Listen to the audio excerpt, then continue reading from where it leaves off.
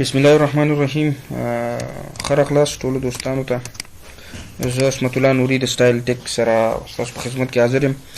نن راځو دوستانو نن به په څنګه کولی شو په خپل پی سي لیپټاپ یا ډیسکټاپ کمپیوټر کې یو اس بي پورټس یا د یو اس بي او میموري کارت ریډر چې موږ ورچو دا پورټس د دې لپاره لاک کو ماوس او دا سیزونه پکې کار کوي ځینې پرفرل ډیوایسونه خو د یو اس بي او د میموري کارت او دا شیانو پکې کار نه کوي نه به اخلي. نو دا یو مهم سیټینګ دی کېدای شي ته دکان کې کوم ځای کې کار کوي او هلته تاسو ته مطلب کمپیوټر یا لیپټاپ په ځای پرېږدئ او ستاسو ونه غواړئ چې ستاسو ډیټا څوک کاپي کړي ستاسو لیپټاپ نه او دا ویسي یا نورو ته څه ډیټا ورته راوړئ ور ووایئ چې اضافي وایرس وغیره یا بل څیز. نو ډېر اړین دی د دې لپاره تاسو دلته په سرچ باندې کلیک کولی شئ او وینډوز آر باندې به کلیک کوئ او هلته به تاسې راشئ REGIDIT رجسټري ایډیټري باندې به کلیک وکړئ او به لیکئ او دا به اوکې کوئ. دې سره به تاسو رجسټري ایډیټر آن شي. دې کې به تاسو راځئ دلته ما سره آن دی تاسو سره به دغسې یو وینډو اوپن شي په هغې کې به تاسو په HT لوکل مشین باندې په دې باندې به دا ایرو باندې به کلیک کوئ دا به تاسو سره به نور سیسټم اوپن شي. په دې کې سافټویر دی په دې کې سیکیورټي ده او په دې کې به تاسو سیسټم اوپن کوئ. په سیسټم کې به کرنٹ کنټرول سیټ باندې دا به تاسو اوپن کوئ. نو دا ایرو دې غشي باندې به کلیک کوئ نو دا به تاسو سره دلته وینډوز دغسې اوپن شي نور فایلز به راشي. په هغې کې به تاسو سروسز به پیدا کوئ په هغې باندې به کلیک وکئ. د سروسز د کلیک کولو نه وروسته به تاسې دلته داسې به دغسې بوځئ دلته به یو اس بي سټور پیدا کوئ.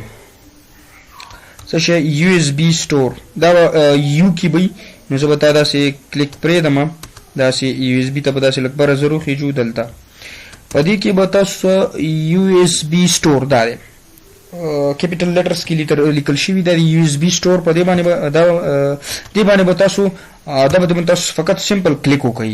د کلیک کولو نه وروسته به زه اوس راځم دې کې کار نه کوم اول تاسو دپاره یوه ډیمو ښیم. ما سره دلته یو اس بي ده او دا زه پلګین کوم او دا وګورئ دوستانو ما سره د یو اس بي واخیسته همداسې ما سره یو کار ریډر دی چې میموري کارت ورچو دا انپوټ کومه نو دا وګورئ دا یې واخیسته دلته میموري کارت پکې نشته دی کارډ او دا ته موږ سره اوپن شو. نو زه اوس راځم د ډیمو لپاره دا همداسې پکې پرېږدم. راځو بیرته خپل سیټینګ ته په دې کې به تاسو سټارټ پیدا کوئ. په سټارټ باندې به رایټ کلیک وکئ نور چیز کې به ګوتې نه وایي. ماډیفای باندې به کلیک وکئ. په ماډیفای کې به تاسو دلته 3 لیکل شوی دا 3 به تاسو سمپلی څلور کوئ او اوکې به پریس کوئ. نو زموږ دا سیټینګ ترسره شو څه مسله پکې نشته دی.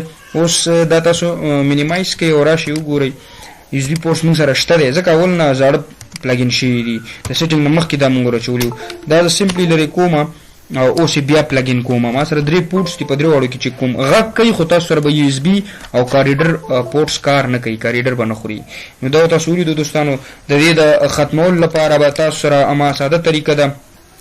بیا به همدې سیټینګ ته راځئ ټول دا پروسس به چې تاسو ولید دا به ترسره کوئ همدا طریقه او ماډیفای ته به راځئ.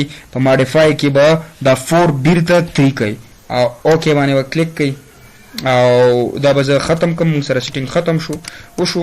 اوس وګورئ دلته زه راځم خپل پی سي ته نو ما سره به یو اس بي پورټس راشي بیا یې پلګین کوئ ورته دا وګورئ کار ریډر راغی همداسې میموري یو اس بي راله.